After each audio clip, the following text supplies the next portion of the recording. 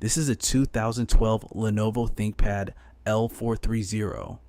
In 2026, most people see it as e-waste.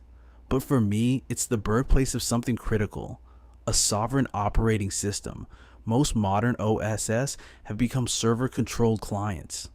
They are bloated with dependencies, locked behind corporate telemetry, and centralized on big tech servers. If the internet goes down or the corporation changes its mind, your freedom ends. I built OneManBSD to solve this. It's based on OpenBSD, but with a radical twist. The installer image is the repository. Every line of source code for the kernel, the base system, and the window manager is packed inside the ISO.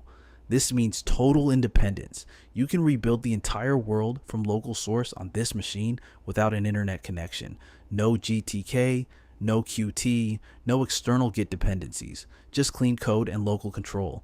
I'm looking for the 0.1%, the developers who understand that the more versions, the better.